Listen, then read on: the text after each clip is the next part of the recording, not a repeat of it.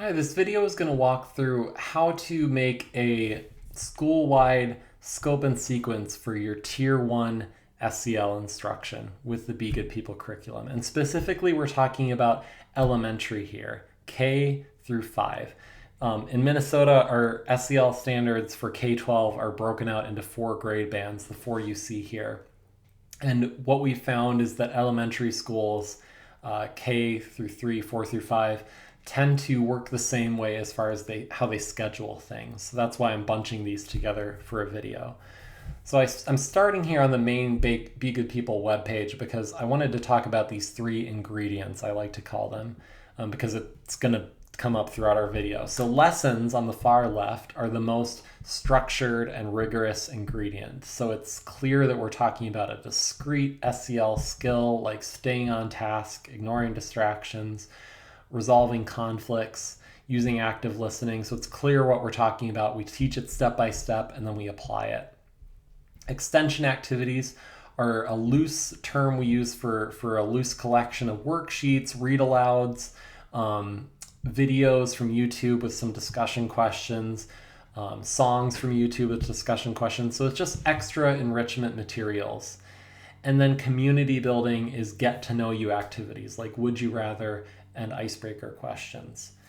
So with those 3 terms in mind, I'm going to scroll up and I'll click on K through 3. But again, what I'm going to cover is pretty much applicable the same across K through 3 and 4 through 5.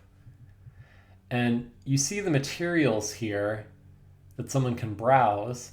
But what I'm going to do is click on Make It Happen. And this is a button that takes you to a separate page specifically for the K through 3 Tier 1 version of Be Good People, the core edition, and its implementation resources. So, I mean, it's kind of meta right now because the video I'm making as we're speaking is going to replace what you see here, but there's videos for teacher training, there's videos for planning your school-wide instructional sequence, there's just for example, a parent handout that you could use for parent-teacher conferences, and I'm going to scroll up and just click this example schedule. So you could click here and you could click here. I got to change that. I don't know why it's not letting me make a copy. Oh, because I'm not signed into a Google account. Never mind. So if you clicked file here and if you were signed into Google, you could click make a copy and make your own school a copy of this. But there's tabs down here, so we have different sequences for K, 1, 2, 3, 4. And you could, of course, change these. I mean, Be Good People principles call it modular, nimble are the words we use for it because you're not stuck in a particular order and particular units, so there's that flexibility. But, I mean, we've done, I think, a pretty good job based on teacher input of ordering these topics and making them different grade level to grade level. So it's a good starting point at the very least. And how it kind of flows is early in the year, you have kind of getting along in school, like being a good listener, raising your hand to ask questions, following rules, doing homework, that kind of stuff really early on. And then midway through the year, we get into more emotions, calming strategies. And then at the end of the year, it's a little bit grab bag, but more like relationship skills and being assertive and getting along with people, resolving conflicts, solving problems. Kind of I just described a lot of different things, but it just kind of goes, from beginning of the year, just getting along in school, to emotions, to relationships and social stuff. And you see on the left column here, lessons. So that's that first ingredient I talked about. So let's click on following instructions and just get a look at a lesson. So like I said, teaching things step by step and then applying them to scenarios. So these are like the spine of the curriculum, some teams call it. On Monday and Tuesday, it's framing the topic that we're talking about for the week. Some schools will say this is our skill of the week. And that's generally speaking Monday or Tuesday. What we do on Wednesday, Thursday, and Friday is these extension activities. So I would click this, and instead of taking me to a Google slideshow of the lesson, it takes me to a page that I can peruse of read alouds, of videos, of worksheets, things I can use during my morning meetings or class connects for the rest of the week. And these are such an important part of enriching the instruction, because one of the frustrations I hear teachers who are new to Be Good People in, for example, a building that isn't utilizing these extension activities is that just like, hey, it's dry. And I mean, I agree. Like, if you just on Monday for 20 minutes just went through one of these slide decks, I think it probably would be pretty dry and repetitive.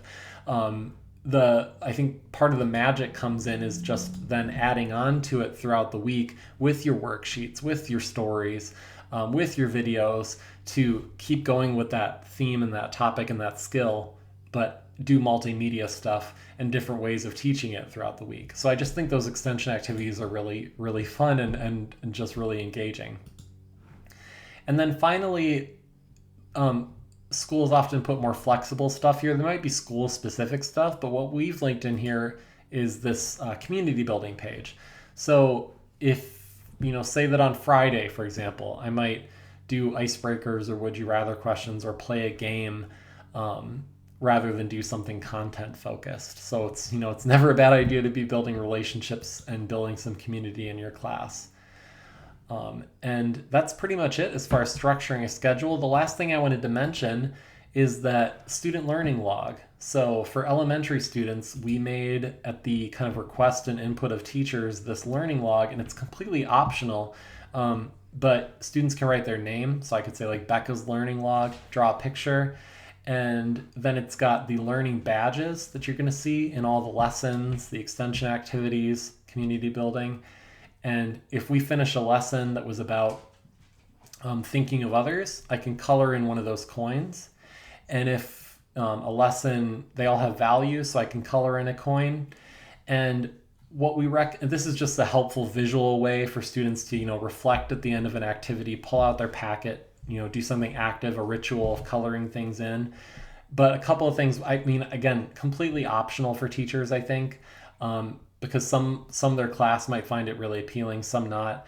And then it's not meant to supplant a school-wide incentive or ticket system that your school might have. It's not meant to function that way.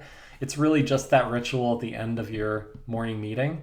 And what you might do, and again, teacher specific, I think here, what you might do is say like for every 10 or 12 coins that we color in, we'll do like a Go Noodle dance party. Is I think a common little thing that just makes the ritual of coloring this in have a little bit more oomph and a little more juice and a little more meaning, just to tie it to something like a dance party or something students enjoy.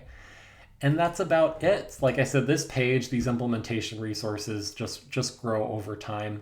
But I hope that's a good view of kind of, why these schedules are here, why they're structured the way they are. And again, it's really completely up to you and your leadership team and your teacher leaders how you frame it. But this is the way we've set it up. Hopefully you really enjoy it, and thank you so much for your time.